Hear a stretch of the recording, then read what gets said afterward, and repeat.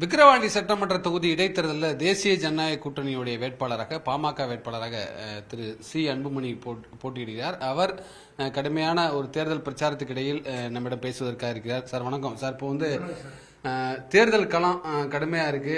உங்களுக்கு சாதகமான சூழல்னு தேர்தல் களத்தில் எப்படி பாக்குறீங்க? எனக்கு விக்கிரவாண்டி தொகுதியை பொறுத்த வரைக்கும் ஒரு புதிய தொகுதி இல்லை. நான் பழக்கப்பட்ட ஒரு 40 ஆண்டு காலம் இந்த பகுதியில் உள்ள மக்கள்கிட்ட நான் பழகியிருக்கிறேன். ஒரு பொது ஜனங்கள் மத்தியில் நான் ஒரு பொது வேட்பாளர் மாதிரி தான் இன்றைக்கி இருக்கிறேன். அதனால் ஒரு பெரிய தாக்கம் இல்லை. திராவிட முன்னேற்ற கழகம் ஒரு எதிர்கொள்ள வேண்டிய ஒரு தாக்கம் எனக்கு கிடையாது. வெற்றி என்பது நிச்சயிக்கப்பட்டது தான்.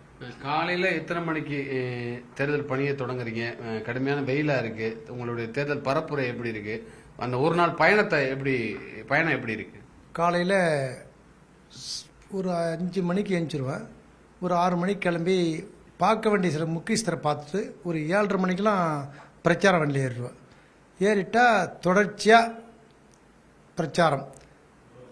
சாப்பிட்ற வேலையில் அவங்க ஒரு குறிப்பிட்ட பேர் சாப்பிடுவாங்க. நாங்கள் ரன்னிங்கில் போயின்னு இருப்போம். அது தொடர்ச்சியாக எங்கேயும் ஸ்டாப்பிங் கிடையாது. ஃபுல்லாக ரவுண்ட் தான். 10 மணிக்கு கட் பண்ணிவிட்டு அதுக்கப்புறம் அவங்க வெளியே போயிடுவாங்க. அதுக்கப்புறம் நான் சில முக்கியஸ்தரை போய் நான் பார்க்க வேண்டிய சூழ்நிலை இருக்கும். அதனால் பரப்புரை என்னும்போது ரொம்ப சிறப்பாக இருக்கும். ஒன்றும் பிரச்சனை இல்லைங்க. உங்களுடைய குடும்ப எப்படி பின்னணி என்ன? இப்போ திமுக ஒரு ஆளுங்கட்சியாக இருக்கக்கூடிய இந்த நிலையில் ஒரு இடைத்தேர்தலில் ஆளுங்கட்சிக்கு சாதகமாக இருக்கும். நீங்கள் உங்களுடைய பின்னணி என்ன? உங்களுக்கு எப்படி வாய்ப்பு கொடுக்கப்படுது போட்டியிட பாமக சார்பாக? நான் 2016 விக்கிரவாண்டி தொகுதியில் பாட்டாளி மக்கள் கட்சி சார்பாக தனித்து நின்று போட்டியிட்டேன். அதில் பார்த்தீங்கன்னா தமிழ்நாடு முழுக்க பாட்டாளி மக்கள் தனித்து நின்றுது. அதில் நான் 10வது இடம், 42,428 வாக்குகள் வாங்கியிருந்தேன். அப்போ எங்கள் கட்சியில் நிற்கும்போது 1-2 அந்த கியூ வரிசையில் நான் 10வது வரிசையில் நான் இருக்கிறேன். மக்கள் அந்த அளவுக்கு அதிகமான வாக்குகள் எனக்கு அளித்திருக்கிறார்கள். அவங்க என்னுடைய எதிர்பார்ப்போடு செஞ்சாங்க. அதனால் இந்த இதுவும் எனக்கு ஒன்றும் பிரச்சனை ஒன்றும் இல்லை. நான் ஈஸியான முறையில் வெற்றி பெறதுக்கு வாய்ப்புங்க. என்னுடைய பின்னணின்னா நான் ஒரு விவசாய குடும்பத்தை சேர்ந்தவன். எங்கள் மனைவி ஒரு அரசு பள்ளி தலைமை ஆசிரியர். நாங்கள் பெருத்த விவசாய குடும்பம். இதுதான் என்னுடைய வரலாறு.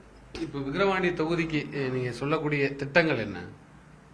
எனக்கு மெயின் திட்டம் நந்தன் கால்வாயை விவசாயத்துக்கு, ஏன்னா இது முழுக்க முழுக்க விவசாயம் சார்ந்த பகுதி. நந்தன் கால்வாய் திட்டம் வரணுங்க.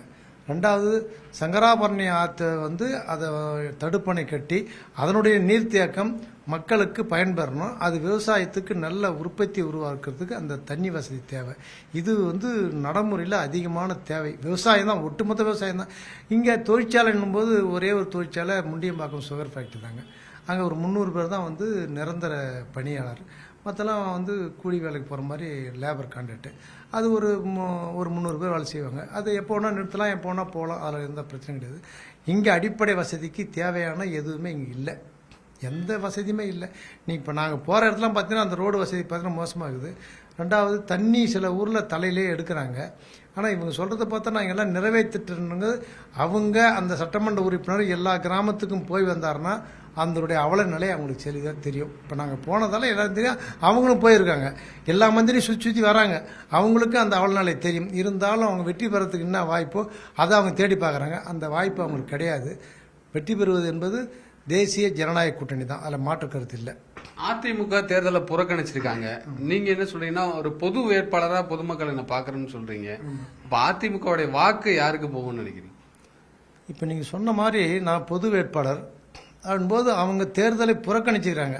ஓட்டு போட மாட்டேன்னு சொல்ல. அவங்க யாருக்கு வேணால் ஓட்டு போடலாம். அதில் எந்த மாற்று கருத்தும் இல்லை. அவர் திராவிட முன்னேற்ற கழகம்.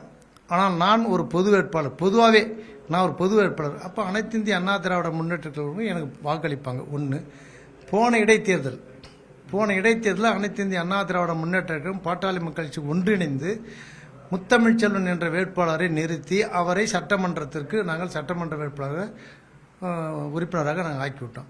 அப்போ இந்த சட்டமன்றம் இவங்க புறக்கணிக்கிறாங்க. அப்போ அதனுடைய தாக்கம் உள்ள அனைத்து இந்திய அண்ணா திராவிட முன்னேற்ற தொண்டர்கள் தலைவர்கள் எல்லாமே எனக்கு செய்யக்கூடிய வாய்ப்பு அதிகமாக இருக்குது. செய்வாங்கன்ற நம்பிக்கையும் அதிகம். ஆகவே வெற்றி பெறுவது உறுதி என்பது எந்த மாற்று கருத்து இல்லைன்னா. இப்போ சமுதாய ரீதியா பாமக ஒரு முத்திரை குத்தப்பட்டு வருது. அதாவது ஒரு சமுதாயம் சொல்றாங்க. மற்ற சமூக வாக்குகள் பாமக சாதகமா இருக்கா? களத்துல அதாவது சதவீதப்படி எப்படி இருக்கு? இப்போ நீங்கள் சொல்கிற வந்து கணக்கு என்னன்னா, பாட்டாளி மக்கள் கட்சி வன்னியர் கட்சி,